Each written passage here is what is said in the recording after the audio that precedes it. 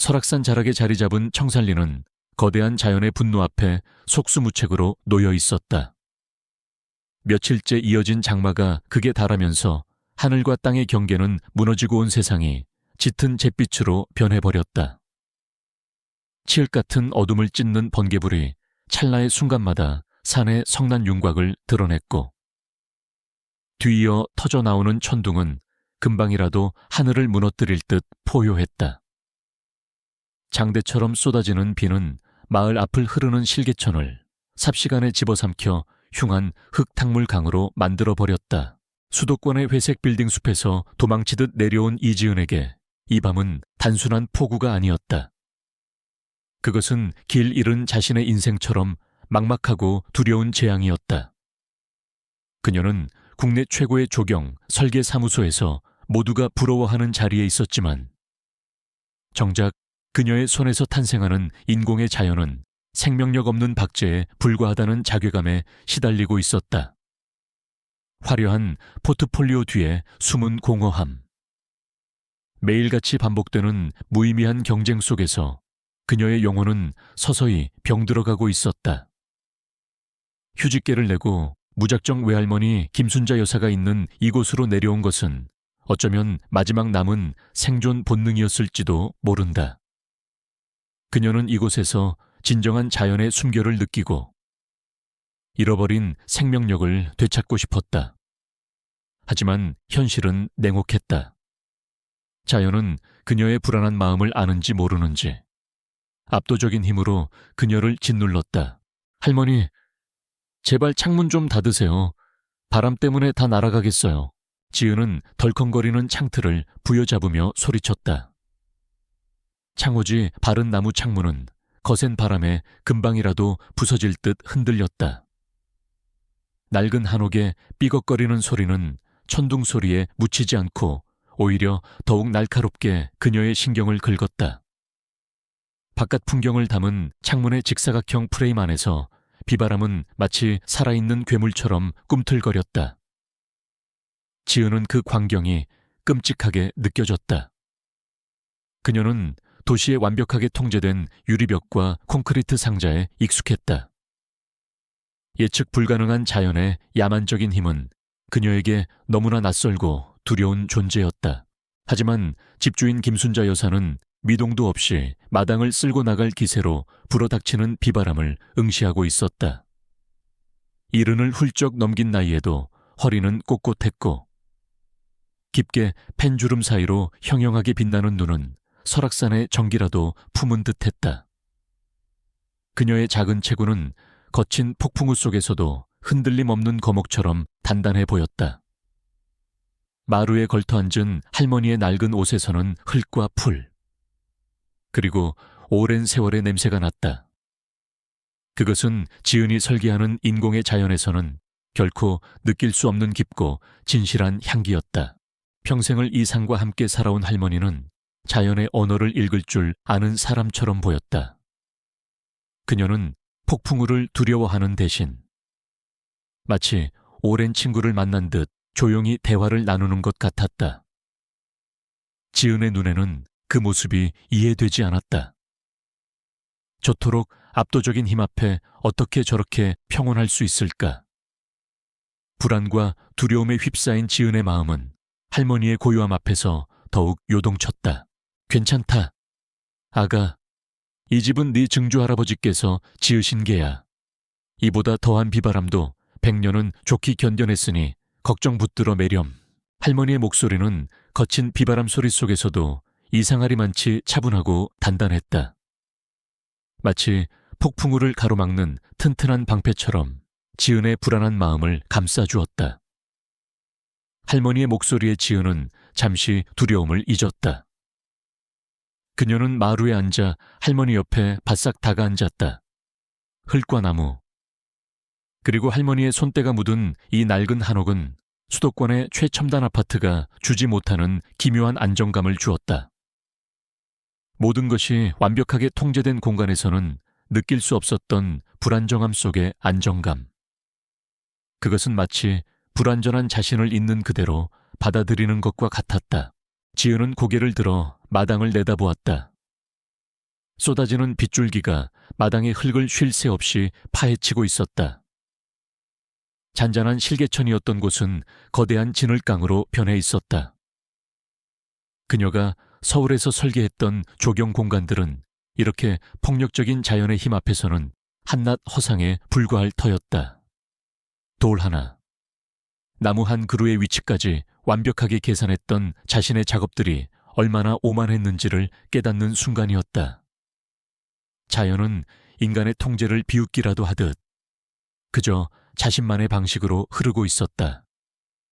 지은은 자신이 지금껏 추구해왔던 삶의 방식이 얼마나 무의미했는지를 뼈저리게 느꼈다. 그녀의 눈에 비친 것은 단순히 파괴의 풍경만이 아니었다. 그 속에는 멈추지 않고 흐르는 거대한 생명력이 있었다. 폭풍우는 모든 것을 쓸어버리는 듯했지만 그 안에는 새로운 시작을 위한 청소가 담겨 있었다. 비록 지금은 모든 것이 혼란스러워 보일지라도 폭풍이 지나간 자리에는 분명 새로운 생명이 싹트게 될 것이다. 할머니는 그것을 알고 있는 것처럼 보였다. 할머니의 평온함은 바로 그 순리에 대한 깊은 이해에서 오는 것이었다. 시간이 얼마나 흘렀을까 지은은 할머니의 묵묵한 존재감 속에서 조금씩 평온을 되찾고 있었다. 불안정했던 심장이 제 박자를 찾기 시작했다. 그녀는 서울에서 가져온 노트북과 설계 도면들이 담긴 가방이 놓인 방을 한번 돌아보았다. 그 물건들은 마치 다른 세상의 유물처럼 느껴졌다. 그녀가 그토록 중요하게 생각했던 것들이 이곳에서는 아무런 의미도 갖지 못했다. 그녀는 그제야 자신이 이 한옥에 도착한 이후 처음으로 온전한 현재에 머물고 있다는 것을 깨달았다. 과거의 실패나 미래의 불확실성이 아닌 오직 비바람 소리만이 가득한 이 순간에 그때였다. 모든 것을 집어삼킬 듯한 굉음 속에서 무언가 다른 소리가 섞여 들었다. 처음에는 잘못 들었으려니 했다.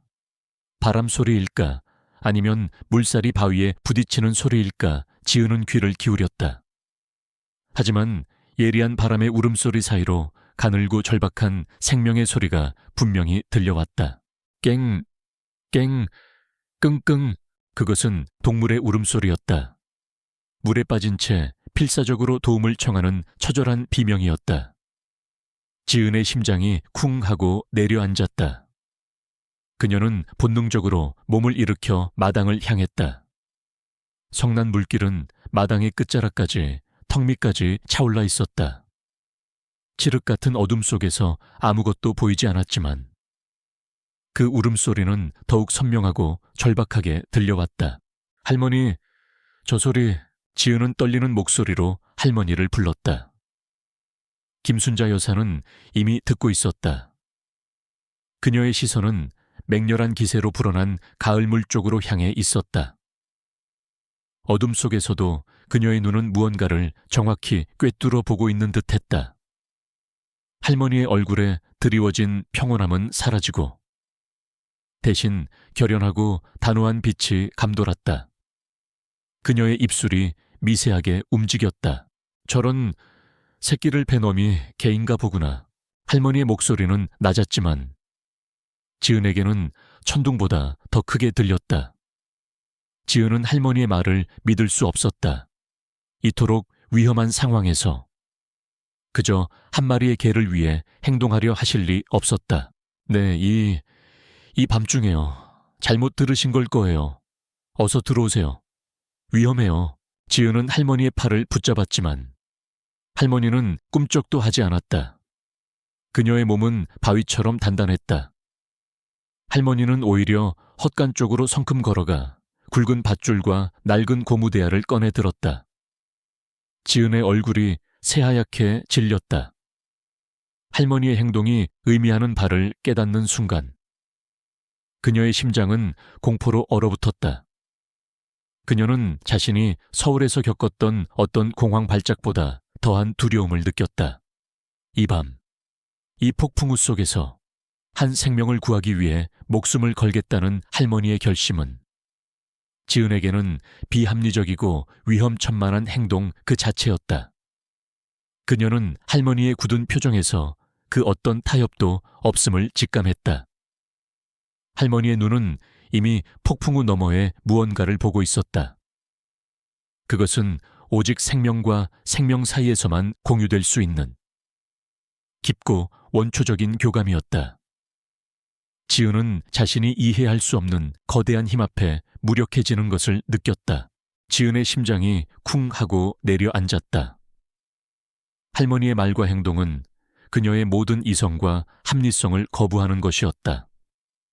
이 밤, 이 폭우 속에서 겨우 한 마리의 개를 구하겠다고 목숨을 걸겠다는 할머니의 결심은 지은에게는 미친 짓으로밖에 보이지 않았다. 그녀는 할머니의 팔을 더욱 꽉 붙잡으며 애원했다.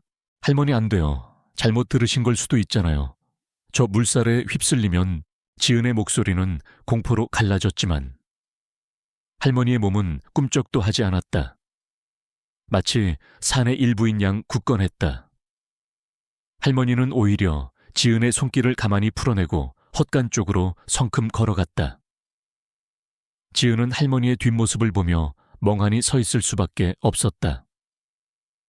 헛간의 낡은 나무문이 삐걱거리며 열리고 어둠 속에서 할머니의 실루엣이 움직였다.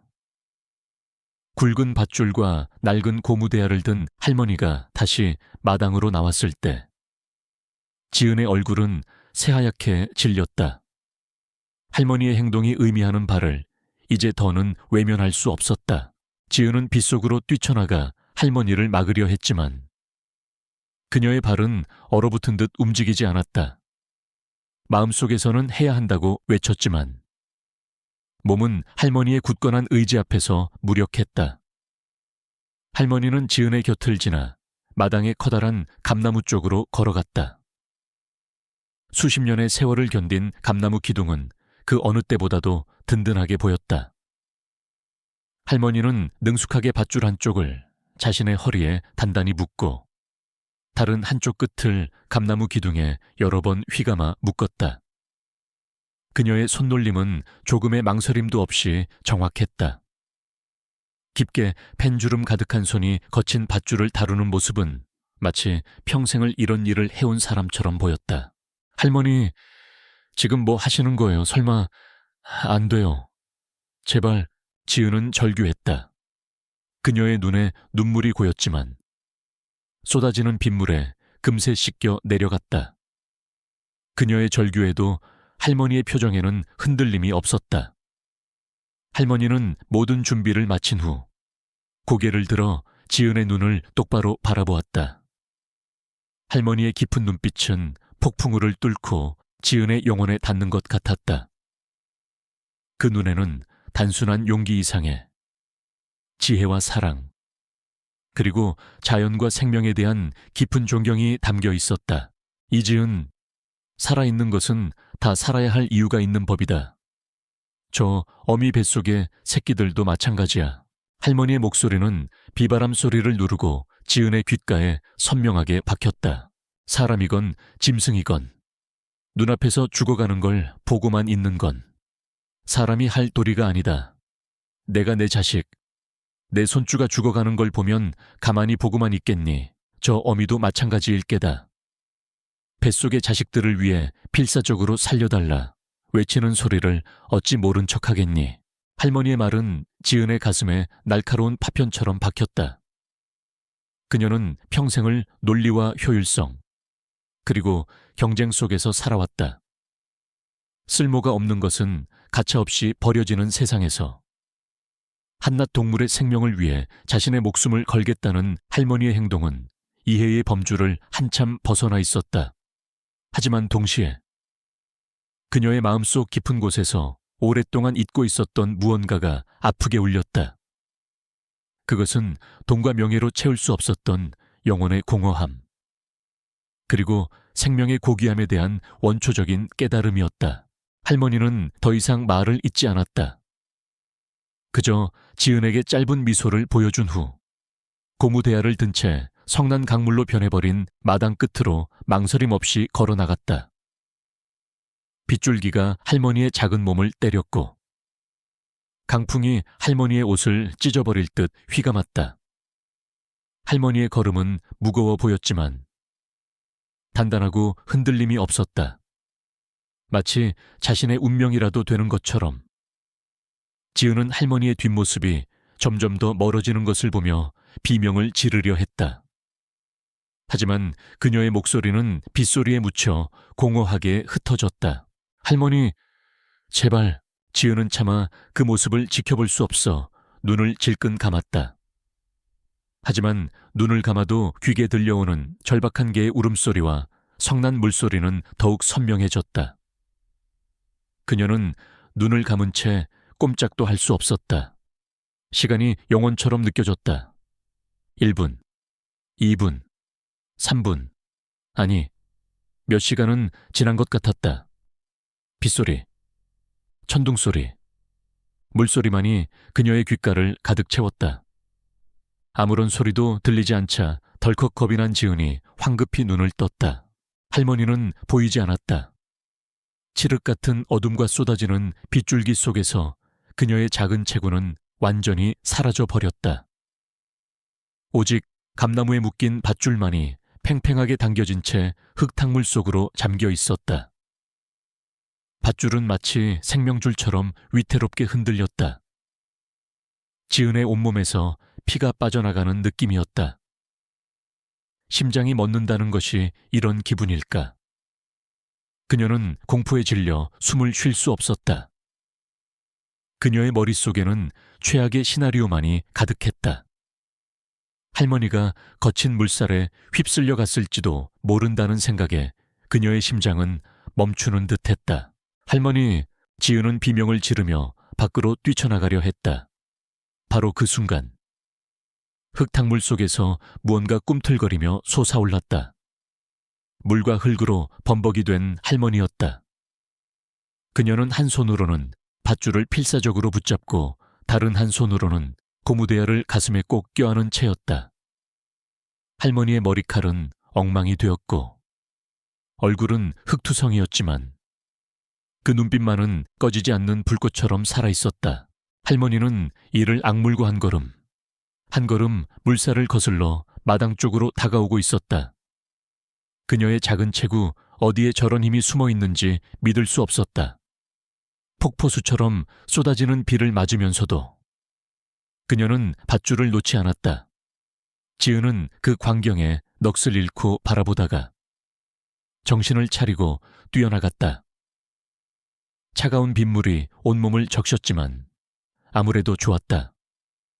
그녀는 밧줄을 함께 잡아당기며 할머니를 마루 위로 끌어올리는 것을 도왔다. 할머니는 숨을 헐떡이며 그 자리에 쓰러지듯 주저앉았다. 얼굴에는 미소와 함께 안도감이 서려 있었다. 그녀의 품에 안겨 있던 고무대야 안에서 가냘픈 소리가 들려왔다. 끙, 끙, 깽. 지은은 떨리는 손으로 대야를 들여다보았다. 그 안에는 지은은 숨을 멈춘 채 고무대야 안을 들여다보았다. 흙탕물에 흠뻑 젖은 하얀 진돗개 어미가 웅크리고 있었다. 어미의 털은 온통 엉망이었고 눈도 제대로 뜨지 못할 만큼 기력이 쇠한 상태였지만 그 모습에서는 어떤 처절한 의지가 느껴졌다. 어미는 자신의 배를 본능적으로 핥고 있었는데 그 몸짓은 애처로우면서도 숭고했다. 그리고 그 어미의 품속에는 눈도차에 뜨지 못한 새하얀 강아지 3마리가 서로의 천에 의지한 채 가늘게 떨고 있었다. 솜털이 뽀송뽀송한 것으로 보아 아마도 물속에서 막 태어난 모양이었다. 세상에, 지은은 충격에 휩싸였다. 할머니가 목숨을 걸고 구해낸 것은 한 마리의 개가 아니라 4개의 고귀한 생명, 하나의 가족이었다. 그들은 극한의 상황 속에서 필사적으로 서로를 지켜낸 것이었다. 지은은 어미개의 눈에서 투명한 눈물 한 방울이 흘러내리는 것을 본 것 같다고 생각했다. 그것이 공포의 눈물인지, 안도의 눈물인지, 아니면 감사의 눈물인지 알 수 없었지만 지은의 마음속 깊은 곳을 울리는 무언가가 있었다. 할머니, 지은은 말을 잃고 할머니를 바라보았다. 할머니는 숨을 헐떡이면서도 미소를 잃지 않았다. 그 미소는 폭풍우를 뚫고 피어난 한 송이 꽃처럼 아름다웠다. 자, 어서 들어가자. 이 녀석들도 우리처럼 따뜻한 아랫목이 필요할 게다. 할머니는 힘겹게 몸을 일으켜 마루에 앉았다. 지은은 정신을 차리고 할머니를 부축한 후 조심스럽게 강아지들이 담긴 대야를 들었다. 방으로 들어온 할머니는 젖은 옷을 갈아입을 생각도 않고 마른 수건을 가져와 어미개와 강아지들의 몸을 정성껏 닦아주기 시작했다. 그녀의 손길은 부드럽고 따뜻했다. 지은도 그 옆에 앉아 조심스럽게 강아지들의 몸을 말려주었다. 솜털처럼 부드러운 생명의 감촉이 손끝을 통해 전해졌다.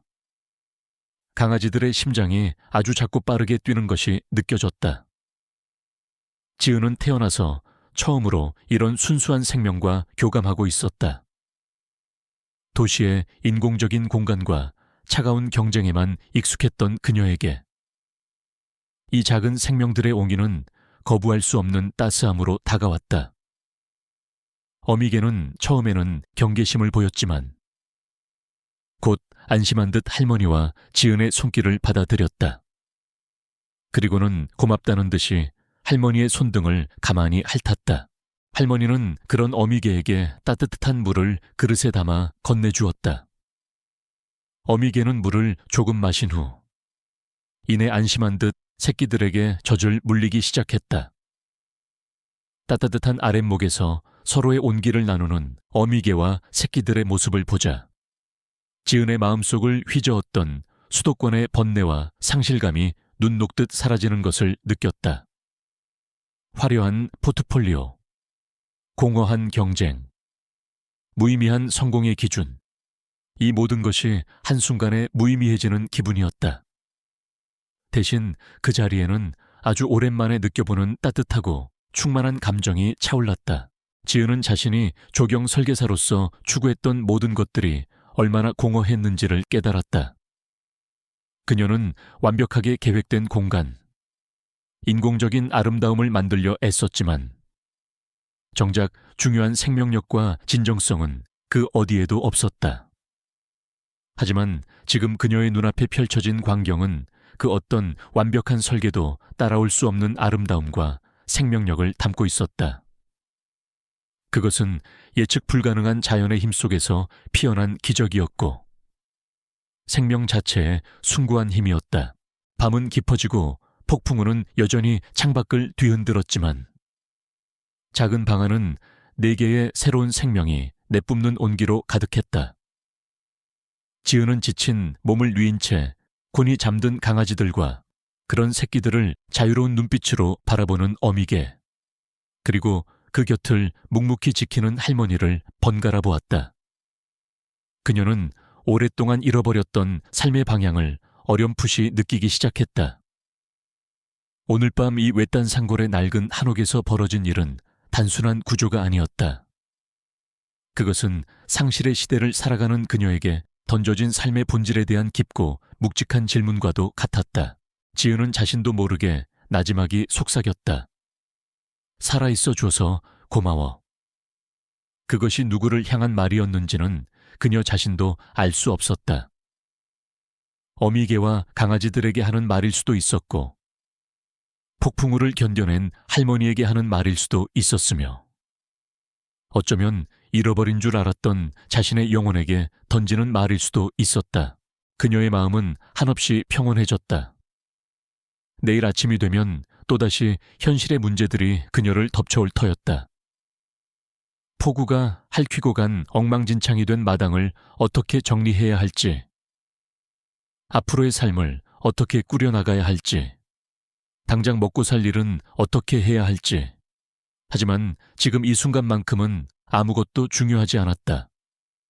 오직 이 작은 방을 가득 채운 온기만이 유일한 현실이었다. 칠흑 같은 밤이 지나고 폭풍이 멎은 자리에는 분명 아침이 밝아올 터였다. 하지만 그 아침이 이토록 기적 같은 풍경을 선사하리라고는 이때의 지은은 상상조차 하지 못했다. 밖은 여전히 비바람이 몰아치고 천둥이 울렸지만 그녀는 더 이상 두렵지 않았다. 그녀는 따뜻한 온기 속에서 편안하게 눈을 감았다. 오랜 방황 끝에 마침내 마음 둘 곳을 찾은 듯한 안도감이 온몸을 감쌌다. 그녀는 이제 자신이 이 세상에 혼자가 아님을 느꼈다. 그녀 곁에는 그녀가 이해할 수 없었던 방식으로 삶의 진실을 가르쳐준 할머니가 있었고 생명의 소중함을 일깨워준 새로운 가족이 있었다. 폭풍우는 여전히 무서웠지만 그 속에서 그녀는 용기와 희망을 발견했다. 밤새 세상을 삼킬 듯 으르렁대던 폭풍은 거짓말처럼 멎어 있었다. 폐부를 가득 채우는 상쾌하고 맑은 공기 속에는 짙은 흙냄새와 젖은 풀향기가 섞여 있었다. 낡은 한옥에 창호지 문틈으로 스며든 새벽 공기는 춥지도 뜨겁지도 않은 기분 좋은 온도를 지니고 있었다. 지은은 낯선 새소리에 잠에서 깼다. 도시에서는 한 번도 들어보지 못했던 소리였다. 마치 온 세상이 밤새 묵은 숨을 길게 내쉬고 새로운 아침을 맞는 듯한 평화로운 정적이 흘렀다. 밤새 겪은 일들이 꿈이었던가 싶어 잠시 몽롱했지만 아랫목에서 새근새근 잠든 강아지들과 그 곁을 지키는 어미개의 모습을 보자 어젯밤의 사투가 현실이었음을 깨달았다. 강아지들은 여전히 눈을 뜨지 못했지만 젖을 빨며 만족스럽게 끙끙거리는 소리가 방 안을 가득 채웠다. 어미개는 새끼들을 품에 안고 편안하게 잠들어 있었다. 마치 수년간의 고된 싸움 끝에 마침내 안식처를 찾은 전사처럼 보였다. 할머니는 이미 일어나 부엌에서 밥 짓는 냄새를 피우고 있었다. 갓 지은 밥 냄새와 구수한 된장찌개 냄새가 한옥 전체에 퍼져나갔다. 지은은 조용히 몸을 일으켜 밖으로 나갔다. 간밤의 흔적을 살피기 위해서였다. 마당은 처참했다. 성난 물길이 핥히고 간 자리마다 진흙과 나뭇가지들이 어지럽게 널려 있었다. 텃밭에 있던 장독 몇 개는 넘어져 깨져 있었고 정성껏 가꾸던 채소밭은 온데간데 없이 사라져 있었다. 밤새 불어난 물이 마당 끝까지 차올랐다가 빠져나간 흔적이 고스란히 남아 있었다.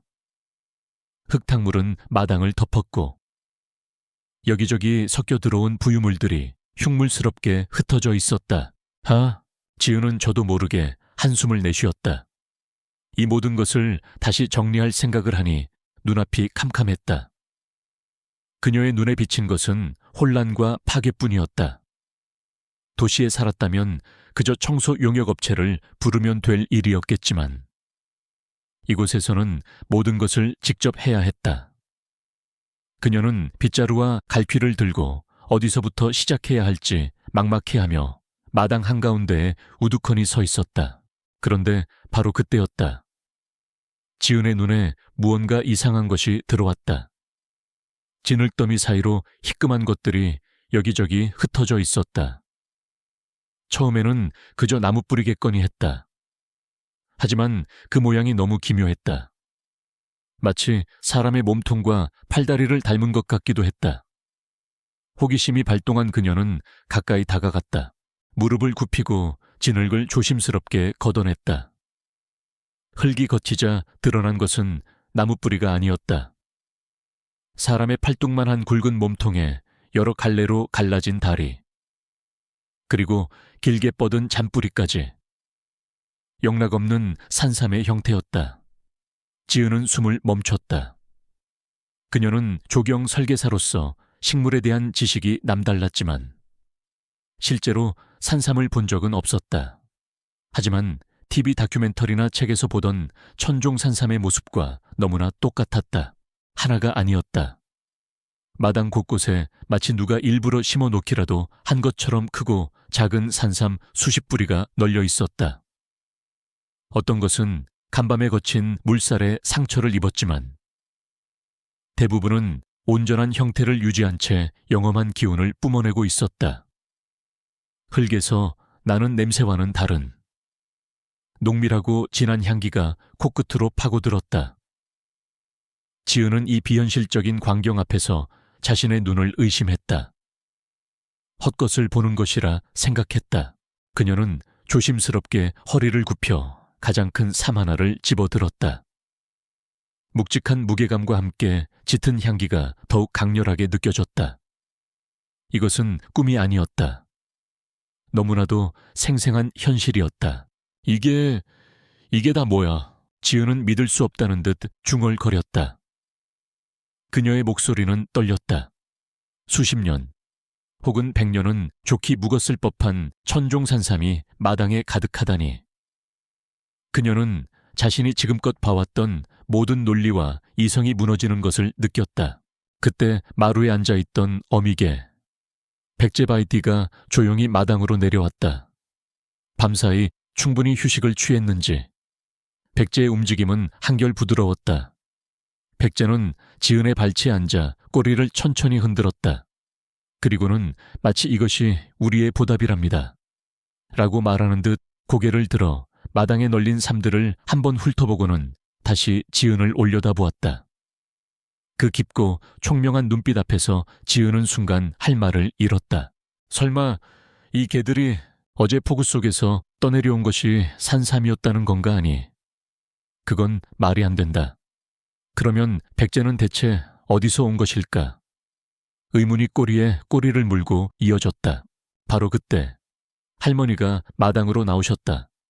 할머니는 밥을 짓다 말고 밖이 궁금했는지 낡은 행주로 손을 닦으며 걸어 나왔다. 할머니의 시선은 마당을 가득 채운 산삼 더미로 향했다. 지은은 할머니가 자신처럼 놀라고 흥분할 것이라고 생각했다. 하지만 할머니의 반응은 예상과 달랐다. 세상에, 산신령님이 도우셨나 보네. 박순자 여사는 나지막이 읊조렸다. 그녀는 지은처럼 놀라거나 흥분하지 않았다. 대신 경건하고 엄숙한 표정으로 마당을 향해 허리를 깊이 숙였다. 마치 산신 샨셴에게 감사의 예를 올리는 듯했다. 할머니, 이게 다 산삼 맞죠? 어떻게 된 일이에요? 지은이 떨리는 목소리로 물었다. 할머니는 그제야 고개를 들고 지은을 바라보며 온화하게 웃었다. 어젯밤 우리가 구한 생명에 대한 산의 보답이겠지. 옛말의 산은 신령하여 은혜는 반드시 갚는다고 했단다. 할머니는 백제에게 다가가 부드럽게 머리를 쓰다듬었다. 백제는 할머니의 손길을 가만히 받으며 신뢰가 가득한 눈빛으로 그녀를 바라보았다. 할머니는 이 기적 같은 상황을 너무나도 당연하게 받아들이고 있었다. 평생을 자연의 섭리 속에서 살아온 사람만이 가질 수 있는 지혜와 통찰이었다. 지은은 할머니의 말을 이해할 수 없었지만 그 진심만큼은 분명히 느껴졌다. 그녀는 손에 든 묵직한 산삼을 내려다보았다. 어제까지만 해도 그녀의 삶은 무의미한 경쟁과 공허함으로 가득 차 있었다. 하지만 폭풍우가 지나간 단 하룻밤 만에 그녀의 눈앞에는 돈으로도 환산할 수 없는 거대한 기적이 펼쳐져 있었다. 이 산삼들은 단순한 식물이 아니라 어젯밤의 사건에 대한 자연의 응답이자 그녀가 잃어버렸던 삶의 본질을 찾아주기 위한 신성한 증표처럼 느껴졌다. 이제 이 기적은 그녀의 삶을 영원히 바꿔놓을 것이라는 불길하면서도 설레는 예감이 온몸을 휘감았다. 기적 같은 산삼의 발견은 며칠 만에 청산리 마을 전체에 퍼져나갔다. 이웃들은 마치 잔치라도 벌어진 양할머니 댁으로 찾아와 마당 가득 널린 산삼을 보며 감탄사를 연발했다. 그들의 눈빛에는 탐욕 대신 순수한 경이로움과 존경이 담겨 있었다. 오랫동안 이 산과 함께 살아온 그들은 이것이 단순한 우연이 아니라 자연이 준 신성한 선물임을 본능적으로 알고 있었다. 산신령님이 할머니의 인자함에 감동하신 게 틀림없구먼. 그럼 어젯밤 그 무서운 비바람에 사람도 아닌 개를 구하러 나섰으니 산이 감복하지 않을 리가 있겠어. 마을 사람들의 축복 속에서 할머니 김순자 여사는 그저 온화하게 웃을 뿐이었다. 그녀는 이 기적을 오롯이 자신의 공으로 돌리지 않았다. 대신 산삼이 발견된 바로 그 자리에 작은 제단을 만들어 깨끗한 물과 정갈한 밥을 올렸다. 이 산의 주인인 산신에게 예를 갖추는 그녀의 모습은 지은에게 깊은 감동을 주었다.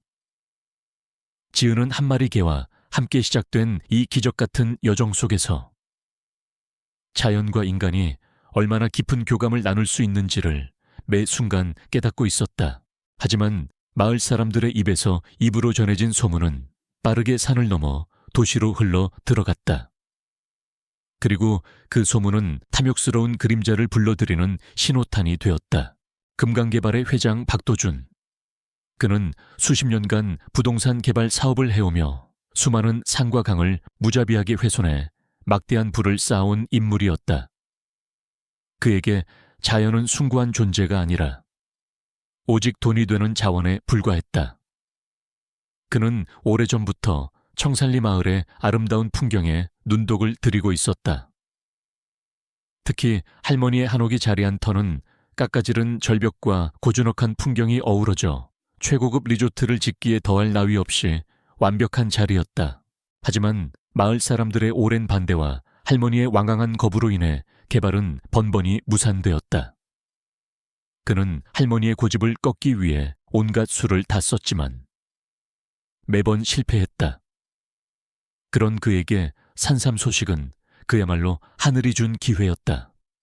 그는 산삼을 미끼로 할머니를 회유하고 끝내 그 땅을 손에 넣을 계획을 세웠다. 늦은 오후 검은색 세단 한 대가 마을의 좁은 길을 따라 할머니 댁으로 들어섰다. 흙과 이끼로 뒤덮인 낡은 돌담과 대비되는 번쩍이는 차체는 이질적이고 불길한 분위기를 풍겼다. 차에서 내린 박도준은 이지은이 수도에서 보던 성공한 사업가의 전형적인 모습이었다. 값비싼 맞춤 양복과 명품 시계, 그리고 아무리 숨기려 해도 숨겨지지 않는 오만함이 그의 전신에서 뿜어져 나왔다.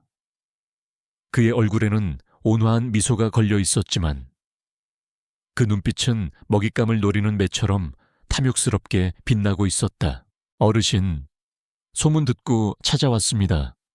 저 금강개발의 박도준이라고 합니다. 그는 형식적인 인사를 건넸다. 할머니는 이미 예상했다는 듯이 차분하게 그를 맞았다. 하지만 박도준의 눈은 이미 마당에 있는 산삼들에 고정되어 있었다. 그는 경이로움이 아닌 소유욕이 가득한 눈빛으로 산삼들을 훑어보았다. 그때였다.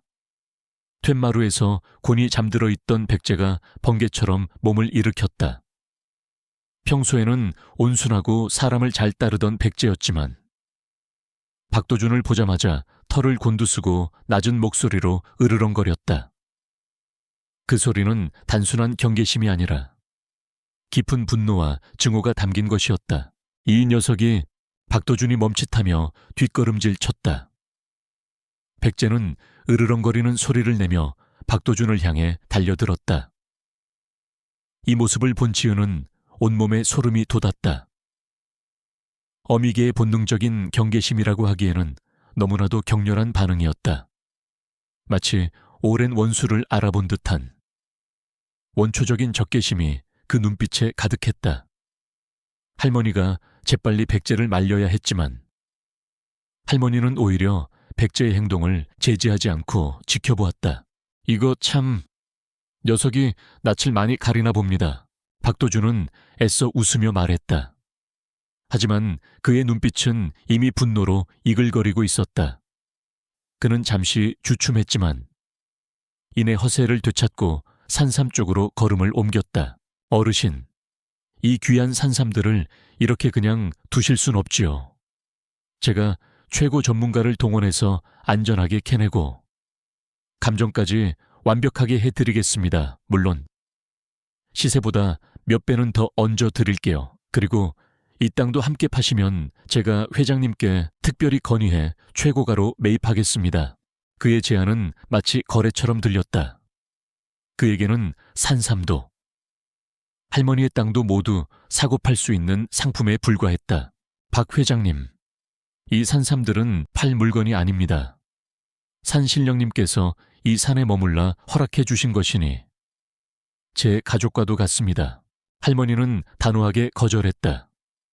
박도준의 얼굴에서 미소가 사라졌다. 그의 눈빛은 차갑게 변했다. 어르신, 요즘 세상에 산신령 같은 미신을 믿으시는 분이 어디 있습니까? 그리고 저는 말씀드렸다시피 금강개발 회장입니다.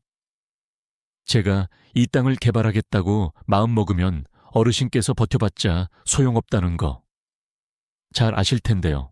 그의 목소리에는 노골적인 협박이 담겨 있었다. 할머니는 여전히 평온한 표정으로 그를 바라보았다. 할머니는 그 어떤 위협에도 굴하지 않는 단단함을 지니고 있었다. 우리 100년 묵은 감나무도 수십 년째 이 자리에서 굳건합니다. 이 집도, 이 땅도 마찬가지고요. 그러니 이만 돌아가 주십시오. 할머니의 거절에 박도준은 더 이상 할 말이 없었다. 그는 분노를 사귀지 못하고 돌아섰다. 하지만 그가 차를 타기 전 지은의 귀에 섬뜩한 그의 목소리가 들려왔다. 어르신께서 그렇게 고집을 부리시면 혹시라도 밤길의 발이라도 헛디디시거나 아니면 자연재해라도 다시 덮치실까 염려가 되는군요. 그의 말은 단순한 걱정이 아니었다. 그것은 명백한 위협이었다. 지은은 온몸의 피가 식는 것을 느꼈다.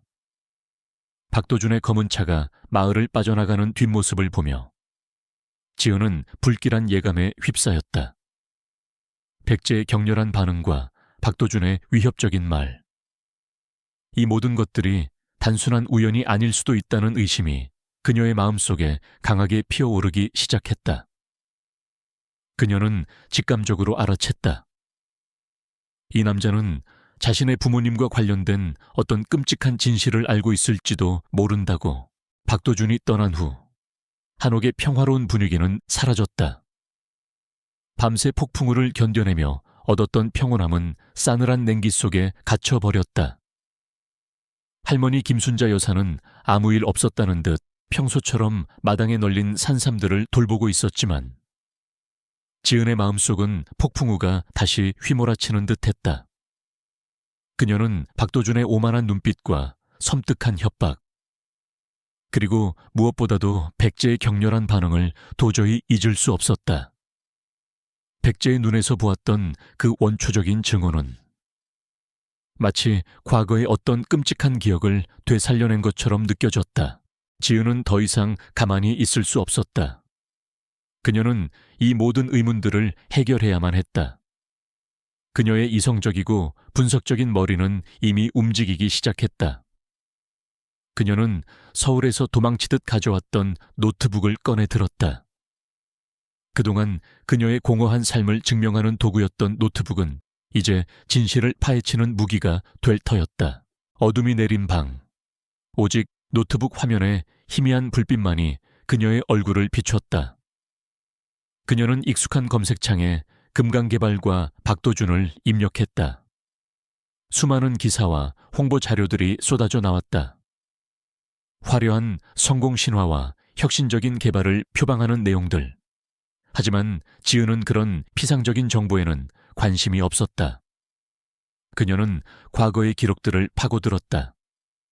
뉴스 아카이브, 법원 판례 기록, 환경단체의 고발 자료 등 그녀는 과거의 프로젝트들을 하나하나 추적하며 박도준의 개발 이면을 들여다보았다. 얼마 지나지 않아 끔찍한 패턴이 드러나기 시작했다. 박도준이 추진한 개발 프로젝트의 착공 직전이나 진행 과정에서 공통적으로 예기치 않은 사고들이 발생했다는 기사들이 있었다. 공사 부지 인근에서 발생한 원인 미상의 산불, 갑작스러운 산사태로 인한 인명피해, 그리고 우발적인 추락사고로 사망한 환경운동가의 비보까지. 지은의 심장은 점점 더 빠르게 뛰었다. 이 모든 것이 우연이라고 하기에는 너무나도 섬뜩한 일치들이었다. 이 남자에게 자연은 파괴의 대상이었고 거슬리는 인간은 제거해야 할 장애물에 불과했다. 그녀는 수많은 기사들을 스크롤하며 자신의 부모님과 관련된 단서를 찾으려 애썼다.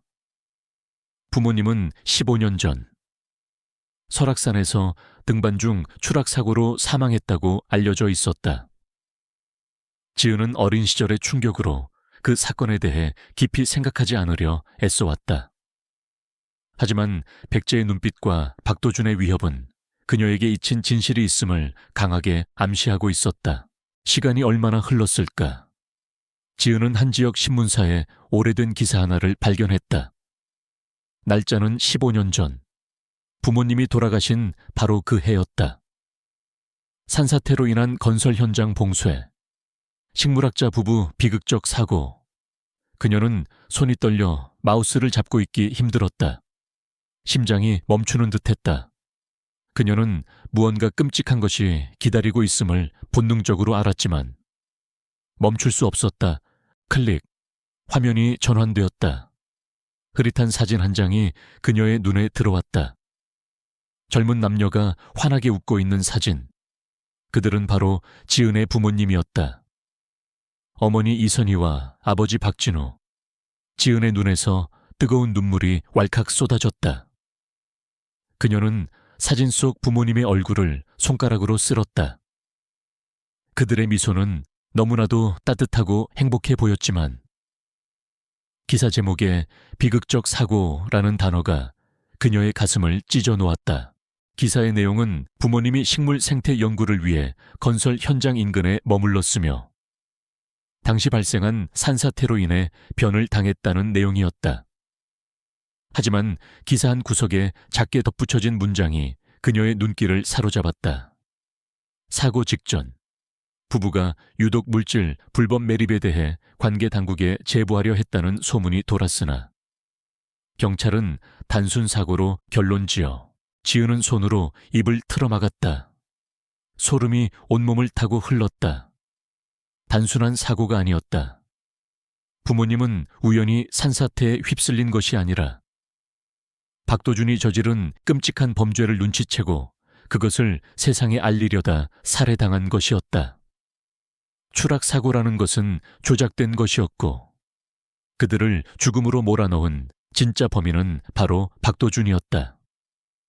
그리고 그 부모님의 죽음이 금강개발의 리조트 건설과 관련이 있다니 모든 것이 완벽하게 맞아떨어졌다. 그녀가 그토록 잊으려 했던 과거가 이토록 잔인한 방식으로 다시 그녀를 찾아온 것이었다. 그녀는 머리를 감싸쥐고 절규했다. 그녀의 내면은 분노와 죄책감, 그리고 배신감으로 뒤얽힌 폭풍 속으로 빠져들었다. 그녀는 그동안 부모님의 죽음을 단순한 불운으로 치부하며 그들을 잊고 살아왔다. 하지만 그 모든 불운 뒤에는 한 인간의 추악한 욕망이 도사리고 있었다는 사실에 그녀는 치를 떨었다. 자신이 그토록 혐오했던 도시의 탐욕이 자신의 삶의 뿌리까지 썩게 만들고 있었다는 것을 깨달은 순간이었다. 그때 방금 전까지도 이해할 수 없었던 백제의 행동이 퍼즐 조각처럼 맞춰지기 시작했다. 백제는 박도준의 냄새를 맡고 그의 존재를 알아차렸던 것이다. 그것은 단순한 개가 인간을 경계하는 것이 아니었다. 그것은 15년 전, 그 끔찍한 날의 진실을 목격한 유일한 증인, 혹은 그 증인의 후예로서의 본능적인 복수심이었던 것이다. 산삼의 기적이 자연의 보답이라면 백제의 경계심은 자연의 경고였다. 지은은 노트북 화면 속에 부모님 사진을 바라보았다. 그들의 미소는 여전히 따뜻했지만 그녀의 눈에는 그들의 죽음이 남긴 그림자가 드리워져 있었다. 그녀는 이제 더 이상 도망칠 수 없음을 깨달았다. 그녀의 삶은 이 잔인한 진실과 얽혀 있었고 그녀에게 남겨진 유일한 길은 이 모든 것을 밝혀내는 것뿐이었다. 그녀는 눈물을 닦고 굳은 결심을 했다. 이제 그녀는 아버지의 딸, 어머니의 딸로서 그들을 죽음으로 몰고 간 자에게 잊지 못할 정의의 심판을 내릴 것이었다. 노트북 화면 속에서 웃고 있는 부모님의 사진은 이지은의 영혼을 찢어 놓았다. 15년간 그녀의 가슴 한켠에 묻어두었던 슬픔은 분노와 죄책감, 그리고 배신감으로 뒤섞인 거대한 폭풍이 되어 그녀를 휩쓸었다. 부모님의 죽음이 단순한 사고가 아니었다는 잔인한 진실. 그리고 그 뒤에 숨어있던 박도준이라는 인간의 추악한 탐욕. 그녀는 모든 것이 끔찍한 거짓이었다는 사실에 치를 떨었다. 자신이 그토록 혐오했던 도시의 오만함과 무자비함이 결국 자신의 가장 소중한 것을 앗아갔다는 것을 깨달았다. 그녀는 밤새도록 방에서 나오지 못하고 절규했다. 다음 날 아침, 눈은 퉁퉁 부었고 머리는 지끈거렸다. 몸은 쇠약해졌지만 그녀의 내면은 단단하게 굳어졌다. 그동안의 공허함과 불안은 사라지고 오직 차갑고 날카로운 분노만이 남았다. 그녀는 복수해야만 했다. 부모님을 죽인 자에게, 그리고 그 진실을 묻어버린 세상에. 그녀가 마루에 힘없이 앉아있을 때였다. 백제는 평소와 달리 그녀의 곁으로 다가와 코를 킁킁거리며 그녀의 손을 핥았다. 백제의 맑은 눈빛은 그녀의 슬픔을 고스란히 읽고 있는 듯했다. 백제는 그녀의 눈을 가만히 바라보다가 몸을 돌려 마당 끝, 산으로 이어지는 길을 향해 걸어갔다. 그리고는 지은을 향해 다시 고개를 돌려 따라오라는 듯한 눈빛을 보냈다. 백제야, 어디 가려고? 지은은 백제의 행동이 의미하는 바를 알 수 없었지만 왠지 모르게 끌리는 힘에 이끌려 자리에서 일어났다. 그녀는 백제의 뒤를 묵묵히 따랐다. 백제는 망설임 없이 산길을 올랐다. 간밤의 폭우로 길이 엉망이 되어 있었지만 백제는 마치 이 길이 자신의 집인 것처럼 거침없이 나아갔다. 지은은 그런 백제의 모습에서 15년 전의 기억을 떠올렸다. 어린 시절, 부모님과 함께 산에 오를 때면 항상 그들을 앞장서서 안내하던 충직한 진돗개 한 마리가 있었다. 그 개의 이름은 하늘이었다. 부모님이 돌아가신 후 하늘은 행방불명 되었다고 들었다. 그때는 그저 슬퍼할 겨를도 없이 모든 것이 혼란스러웠기 때문에 하늘의 부재를 깊이 생각할 겨를이 없었다. 하지만 지금 백제의 모습은 영락없이 그 시절 하늘의 모습과 겹쳐 보였다. 얼마나 걸었을까? 백제는 산속 깊은 곳, 거대한 상수리나무 앞에 멈춰 섰다. 수백 년은 좋게 되었을 법한 웅장한 나무였다. 나무의 몸통은 성인 서너 명이 팔을 벌려도 감싸 안기 힘들 만큼 거대했고, 가지들은 마치 세상의 모든 비바람을 막아줄 듯 굳건하게 뻗어 있었다. 백제는 그 나무 밑동으로 가더니 앞발로 땅을 파기 시작했다. 거친 흙과 마른 나무잎을 정신없이 파헤치는 백제의 모습은 몹시 다급해 보였다. 백제야, 왜 그래? 지은은 백제의 옆에 무릎을 꿇고 앉았다. 백제가 파놓은 자리는 이미 사람 얼굴만 한 깊이가 되어 있었다.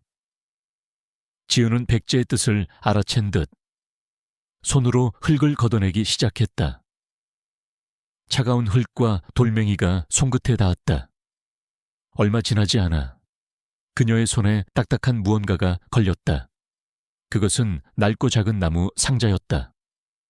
지은은 떨리는 손으로 상자를 조심스럽게 꺼내 들었다. 상자 위에는 물에 젖어 닳아버린 붓글씨로 박진우라는 이름이 새겨져 있었다. 아버지의 이름이었다. 지은의 심장이 멎는 것 같았다.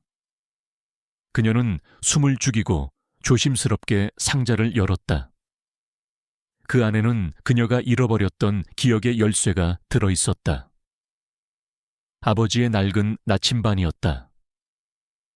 지은은 그 나침반을 보며 희미하게 잊고 지냈던 기억의 퍼즐 조각들을 맞추기 시작했다. 그녀의 눈앞에 15년 전의 풍경이 주마등처럼 스쳐 지나갔다. 어린 그녀는 부모님과 함께 이 산에 있었다. 아버지의 손에는 항상 그 나침반이 들려 있었다. 이 나침반은 아빠의 눈이니까 길을 잃을 일이 없단다라고 말씀하시던 아버지의 다정한 목소리가 귓게 울렸다. 그때 부모님은 며칠째 이 산에 머물며 연구를 하고 있었다. 그들은 산 깊은 곳에서 몰래 버려지는 독성 폐기물을 발견했고 그 배후에 금강개발이 있다는 것을 알게 되었다. 그들은 이 끔찍한 사실을 세상에 알리려 했고 그들이 그토록 사랑했던 자연을 지키려 했다.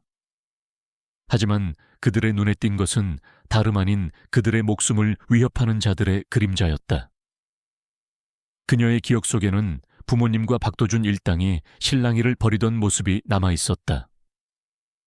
그리고 아버지의 손에서 나침반이 떨어져 흙 속에 파묻히는 모습. 그리고 비명소리, 지은은 고개를 흔들었다.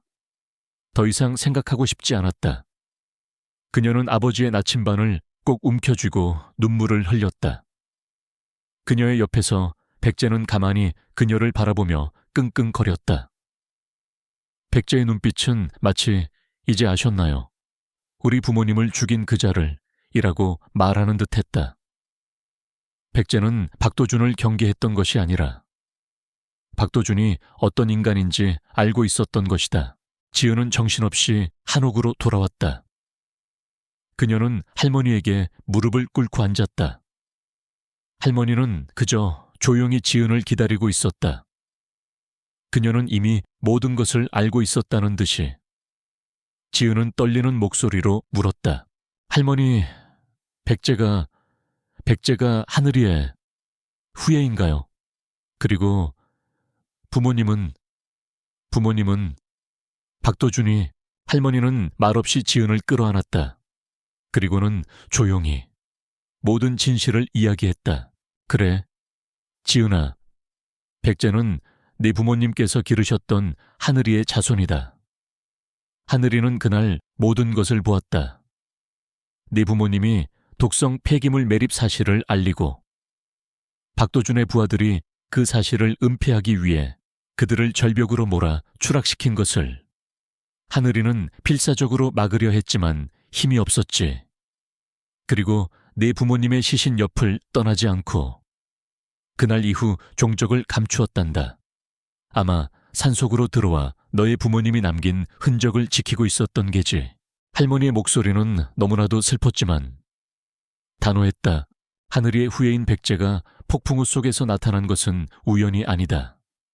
그리고 마당 가득 산삼이 널려있던 것도 산은 스스로의 힘으로 자신의 아픔을 치유하려 하는 것이고 때로는 우리에게 신호를 보내어 그 고통을 대신 말해달라 부탁하는 것이란다. 백제와 산삼은 너의 부모님이 남긴 유산이자 이 산이 너에게 보내는 메시지인 게야. 모든 의문이 풀렸다. 산삼의 기적, 백제의 존재, 그리고 15년 전의 비극적인 사건. 이 모든 것이 거대한 자연의 섭리 속에서 이어져 있었다. 지은의 슬픔은 이제 정의를 향한 맹렬한 불꽃으로 바뀌었다. 그녀는 더 이상 방황하는 영혼이 아니었다. 그녀는 박진우와 이선희의 딸로서 자연의 편에 서서 그들을 죽음으로 몰고 간 자에게 복수하고 이 땅의 상처를 치유할 사명을 부여받은 존재였다. 지은은 할머니의 품에 안겨 조용히 눈물을 흘렸다. 이 눈물은 슬픔의 눈물이 아니었다. 그것은 새로운 시작을 알리는 굳건한 결의의 눈물이었다. 또다시 폭풍우가 몰려오고 있었다. 하늘은 잿빛 구름으로 뒤덮였고 낮은 곳에서부터 먹구름이 서서히 산을 집어삼켰다. 어제 밤과 비슷한 기운이었지만 지은은 그 분위기가 사뭇 다름을 느꼈다. 어젯밤의 폭풍이 그녀의 내면을 뒤흔들고 삶의 공허함을 드러냈다면 오늘 다가오는 폭풍은 정의와 복수를 위한 맹렬한 분노처럼 느껴졌다. 그것은 마치 박도준의 탐욕에 짓밟혔던 이 산이 마침내 울음을 터뜨리고 최후의 심판을 내리려 하는 것만 같았다. 지은은 굳은 표정으로 마루에 앉아 하늘을 올려다보았다. 그녀의 옆에는 할머니가 백제와 강아지들을 따뜻한 방으로 들여보내고 있었다. 할머니는 그 어떤 두려움도 보이지 않았다. 오히려 결연한 눈빛으로 폭풍을 맞이할 준비를 하고 있었다. 할머니는 이미 알고 있는 듯했다. 오늘 밤 모든 것이 끝날 것이라는 것을 해가 완전히 저물고 어둠이 깔렸을 때 한옥 앞마당에 낯선 검은색 승합차 한 대가 미끄러지듯 들어섰다. 박도준이었다. 하지만 이번에는 화려한 정장 대신 흙먼지가 잔뜩 묻은 허름한 작업복 차림이었다. 그의 뒤로는 험상궂은 인상의 건장한 사내 2명이 쇠파이프와 삽을 들고 따라왔다. 그의 눈에는 지난번의 가식적인 미소는 온데간데 없고 오직 타오르는 분노와 광기만이 가득했다. 그는 더 이상 회유나 협박 따위는 하지 않을 작정이었다. 증거를 없애고 눈의 가시 같은 존재들을 제거하기 위해 온 것이었다. 어르신, 이지은 씨, 제가 돌아오지 않을 거라고 생각하셨습니까? 세상에 비밀은 없습니다.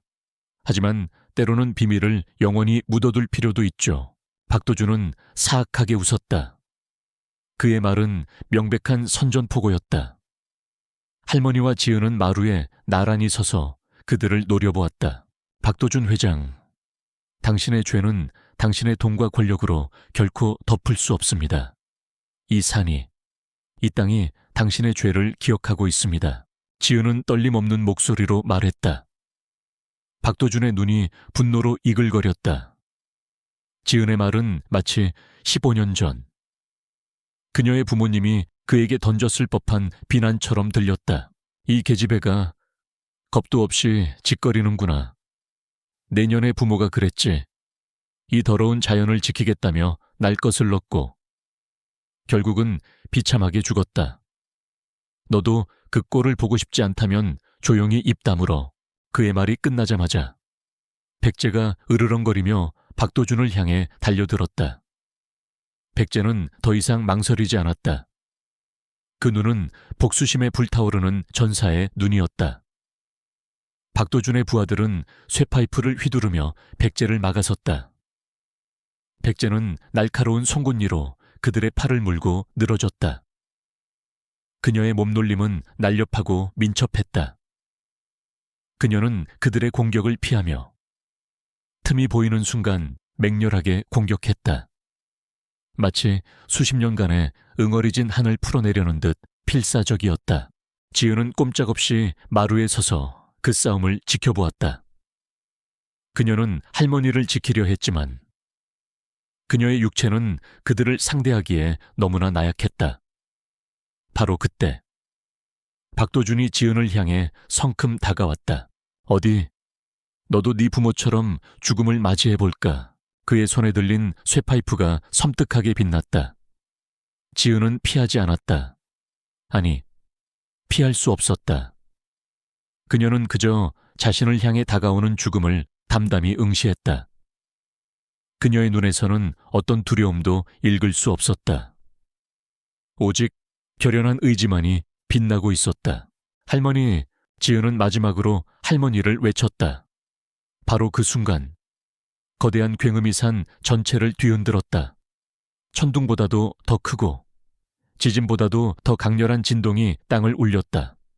마당의 흙바닥이 갈라지기 시작했다.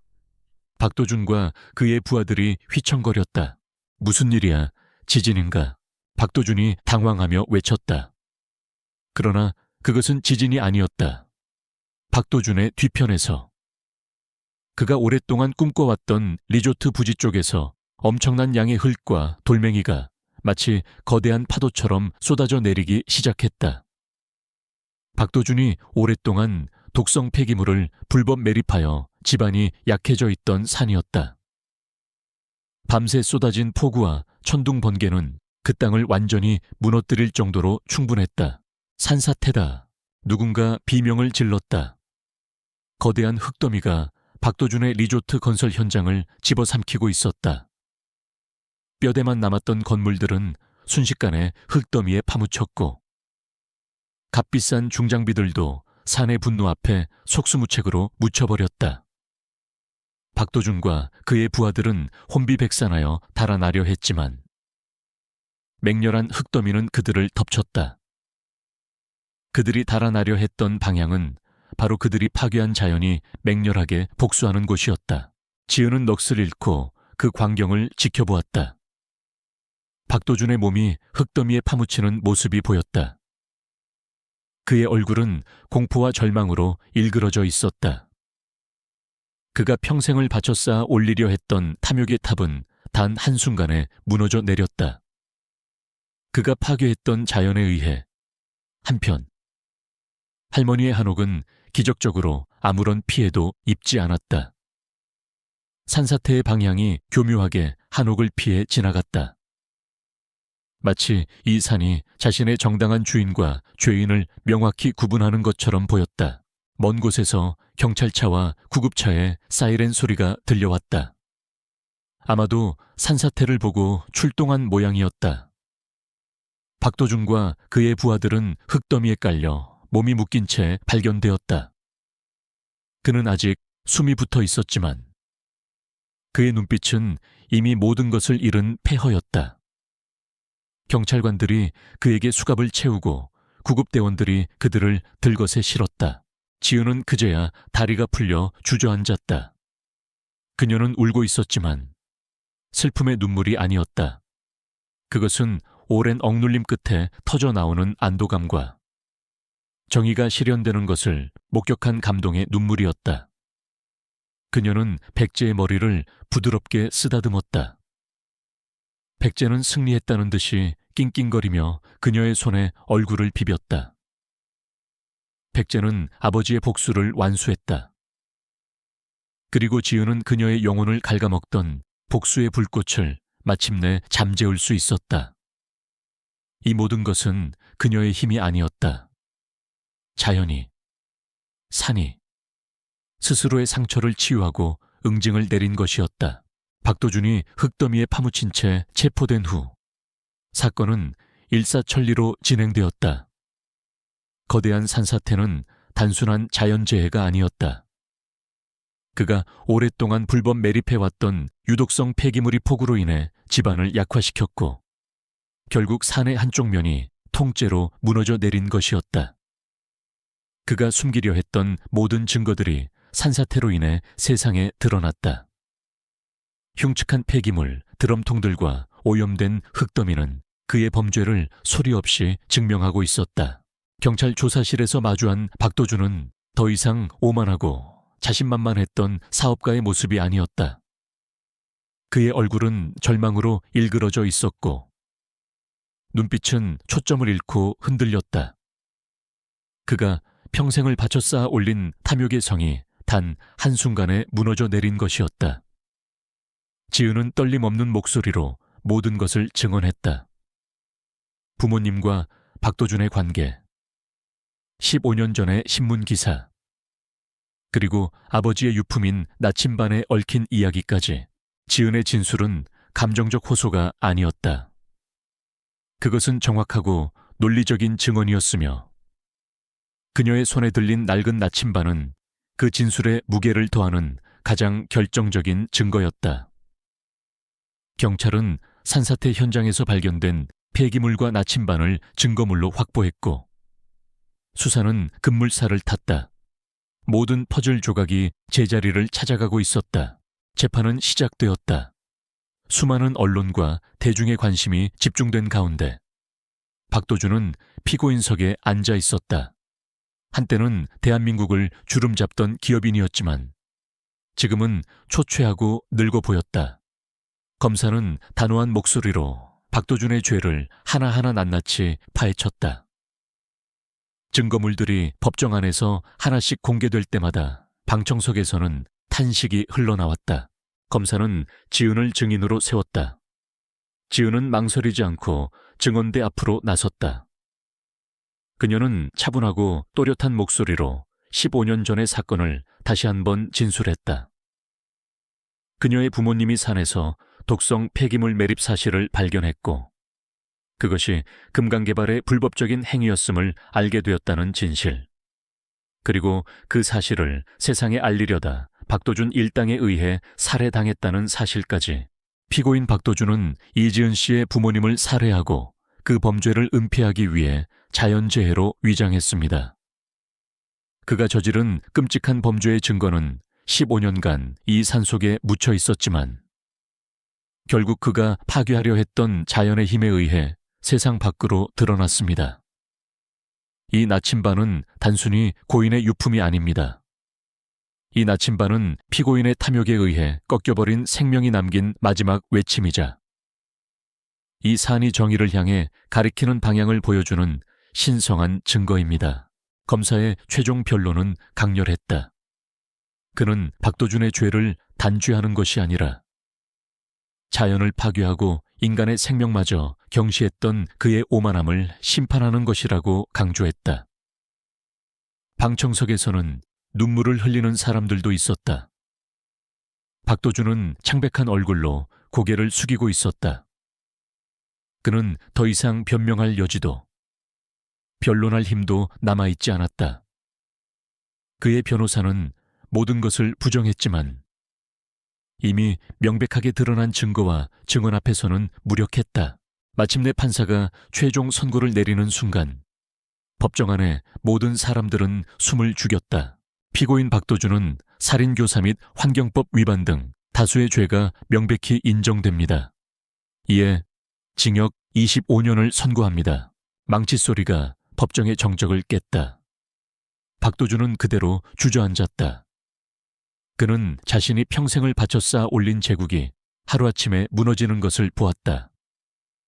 그의 얼굴은 더 이상 분노도, 광기도 아닌 깊은 상실감으로 가득 차 있었다. 이로써 15년 전의 끔찍한 비극은 마침내 정의의 심판을 받게 되었다.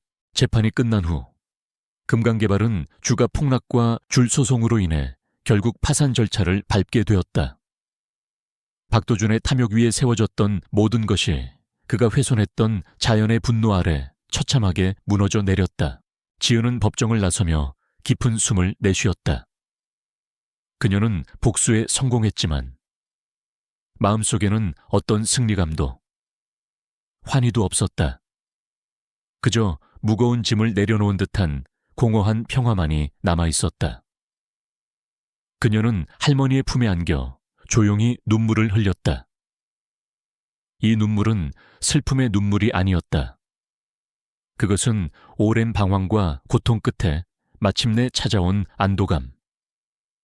그리고 부모님의 영혼에 바치는 조용한 애도였다. 이제 그녀는 모든 것을 되돌릴 수 없다는 것을 알았다. 부모님은 돌아오지 않고 잃어버린 시간도 되돌릴 수 없었다. 하지만 그녀는 복수 이상의 새로운 삶의 의미를 발견했다. 그것은 할머니가 가르쳐준 대로 자연을 사랑하고 모든 생명을 존중하며 이 산의 상처를 치유하는 것이었다. 그녀의 삶은 이제 시작이었다. 그녀는 잃어버린 것을 찾기 위한 여정을 끝내고 진정한 자신을 찾기 위한 길을 걷기 시작할 것이다. 박도준이 무너진 탐욕의 산에 깔려 형장의 이슬이 된 후 설악산에는 다시금 평화로운 정적이 찾아왔다. 빗물에 씻겨나간 하늘은 맑게 개었고 햇살 아래 모든 것이 맑고 투명하게 빛났다. 산사태가 남긴 흉터는 여전히 거대했지만 그것은 더 이상 비극의 상징이 아니었다. 그것은 자연의 분노를 증명하는 동시에 새로운 치유와 성장의 시작을 알리는 증표였다. 지은은 더 이상 도시로 돌아갈 생각은 하지 않았다. 그녀는 아버지와 어머니, 그리고 할머니의 삶이 깃든 이 땅에 남기로 결심했다. 그녀는 법정에서 증언하고 박도준이 죗값을 치르는 과정을 지켜보며 복수 이상의 새로운 삶의 의미를 발견했다. 그것은 자신의 삶을 잃어버린 곳에서 새로운 삶을 되찾는 것이었다. 그녀는 마당 가득했던 산삼 중 일부를 팔아 막대한 금액을 마련했다. 하지만 그 돈을 개인적인 부를 위해 사용하지 않았다. 대신 그녀는 부모님의 이름, 박진우와 이선희를 딴 박진우 이선희 기념생태재단을 설립했다. 재단의 목적은 오직 하나였다.